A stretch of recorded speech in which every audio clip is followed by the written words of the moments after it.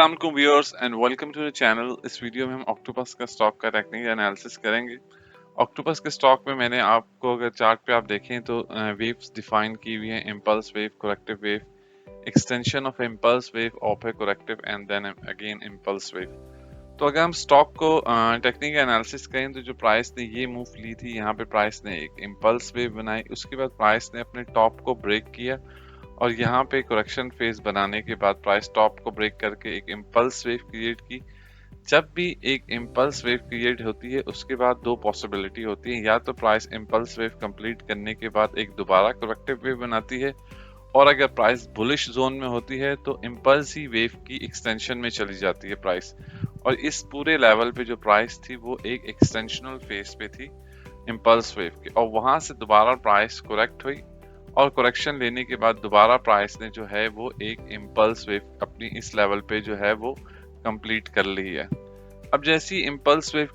Complete हुई, जैसे कि मैंने आपको कहा कि दो पॉसिबिलिटीज हो सकती हैं, एक तो इम्पल्स वेव कंप्लीट होने के बाद या तो एक्सटेंशन ऑफ इम्पल्स वेव आती है या करेक्टिव वेव आती है। इस केस में करेक्टिव वेव इसलिए कंफर्म हो चुकी है कि प्राइस ने अपने इस लास्ट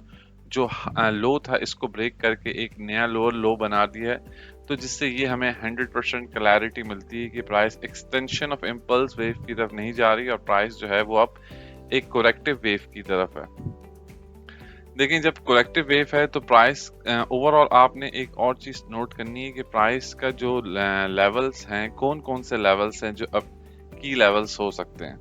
इसमें सबसे पहले तो जो पूरी की पूरी मूव है उसका आप जो है ना 50% की रिट्रेसमेंट ले लें, और जो 50% की रिट्रेसमेंट जो बनती है वो इस टाइम आपकी बनती है 80 के लेवल पे। प्राइस 80 के लेवल से लेके 75 तक के लेवल तक आ सकती है बड़ी आसानी से। और दूसरी चीज जो आपने यहाँ पे देखनी है कि कौन कौन से वो लेवल्स हैं जहाँ पे प्राइस ने जो है वो टेस्ट नहीं किया। जब प्राइस ने इस हाई को ब्रेक किया था तो इसके बाद प्राइस को जो था वो इसे रीटेस्ट करना चाहिए था,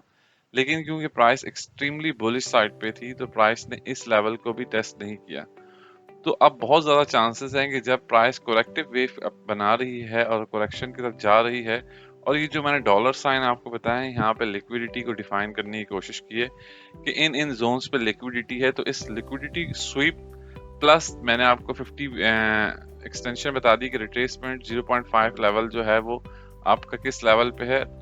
तो 80 से लेके आप कह लें कि 75 तक का जो लेवल है वो आने वाले दिनों में मार्केट जो है आपको दिखा सकती है।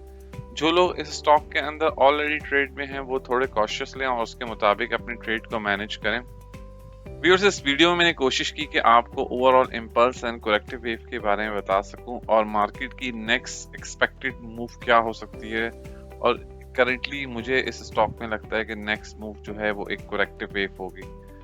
आप अपने मनी मैनेजमेंट और अपने कंफर्ट्स के मुताबिक जो है वो ट्रेड लीजिएगा। मेरा प्राइम ऑब्जेक्टिव आपको ओवरऑल गाइडेंस देना था टेक्निकल एनालिसिस के पॉइंट ऑफ व्यू से इस स्टॉक पर।